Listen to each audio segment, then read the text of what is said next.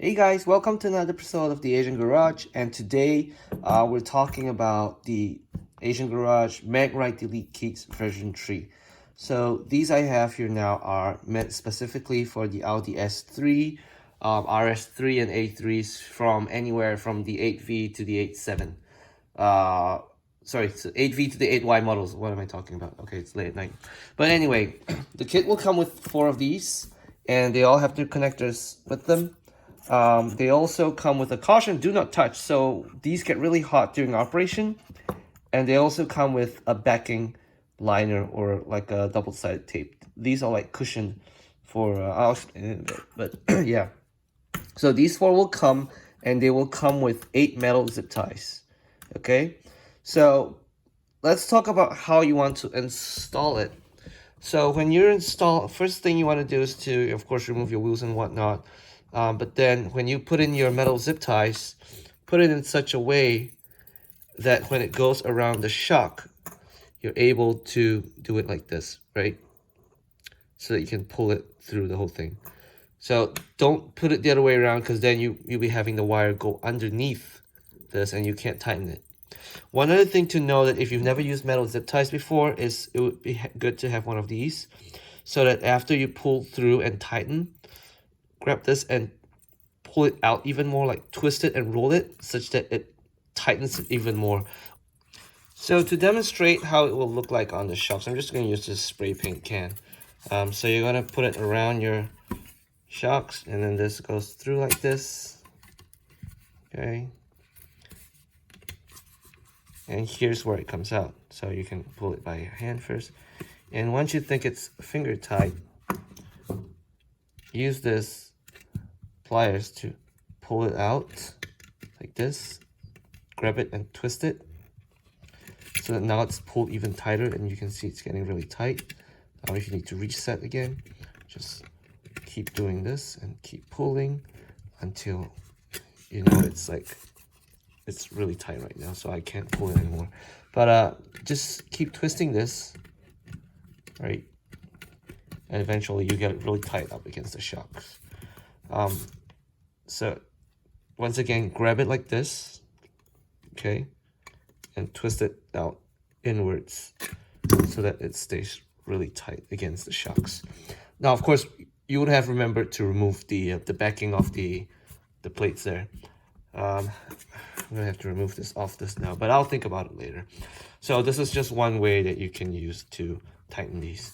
And of course, if you need to, tuck the ends in so that it doesn't nick anything, doesn't cut anyone or you, and you're probably good to go. So there will be 8 zip ties provided, like I mentioned, but honestly, you probably only need 4, given that you only really want to put those into the front ones, because the front ones do get quite a bit much hotter than the rear. If you want to use these for the rears as well, which is fine, which is why I provide 8. But otherwise, you can use the plastic zip ties for the rear if you find them easier to use. When attaching these to the rear wheels, of course, you put this in the connector. But given the constraints of where the shocks are, or what kind of boots you have for the shocks, you may not be able to put these and secure them to the shocks. So one good location, which I've seen to be pretty stable, would be behind the wheel well. There are some wire harnesses running around there, and you can definitely attach these to the wire harnesses. Again, the rears do not get as hot as much, and if you need to use the rear tapes to secure them as a placement first, go ahead. Just make sure you clean the surface well, or it's just going to be dust and a sticker, right? So secure it there and then tighten it with whatever you can. You can even drill small holes in the wheel well liner to secure these onto the wheel well liner, but make sure it's behind the wheel well liner and not like in front where the wheels are. I mean, it really doesn't matter, but yeah, it's up to you. So do some trial and error at the rears. You should be able to stick them behind the wheel well liners, and you're probably good. So once you've pulled the metal zip ties through, making sure they're in their correct orientation, you want to remove the backing for this piece. And it's a double-sided tape, and it's a little cushioned. So it kind of absorbs shock and a little bit of heat as well. but do not just attach these without the zip ties, because these are meant as a placement holder and kind of like just a cushion against the shocks. So these go against the front shocks. You remove the what's this called? I don't know. The backing tape, I guess, the backing film. Place it on your shock. Start your zip tie process, and then do this last or first, whatever you prefer, and put your connectors in. Now again, as with the other V2 models, make sure that these click in nicely. If you don't hear it click, it's not in fully, it's not seated. Make sure you click them in properly. If not, try to use some, what's it called? I don't know, silicone spray, WD-40 or something. They need to go in and they need to click. Okay, so I don't really have any live shocks for you to take a look at how to install them, but here's a picture of how it should look like on the front shocks. Just here, as you can see, it's zip tied all around. It will the strut.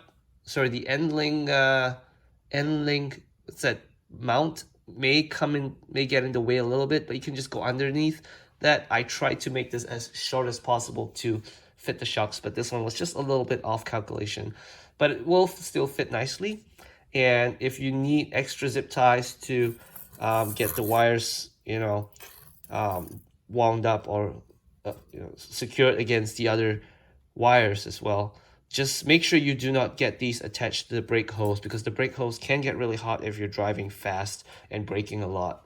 So no, do not attach these to the brake hose, okay? To the other wires is fine, just not the brake hose. Okay. Well, that being said, I hope this installation video or introduction really helps. And maybe one day if someone comes over with an S3 and I'm doing the installation for him, I can make a video just to show you guys. I kind of missed that chance with one of the guys who came over and I totally forgot about making a video.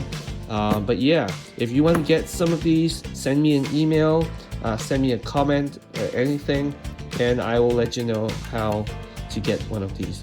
These go for $135 US dollars, please, not Canadian or whatever. And shipping is included for anywhere in the continental United States. Overseas, it's probably going to be about $20 to $30 depending where you are and what kind of shipping speeds you want. But yeah, we do ship worldwide as well. So take care, peace out, and see you next time. Bye.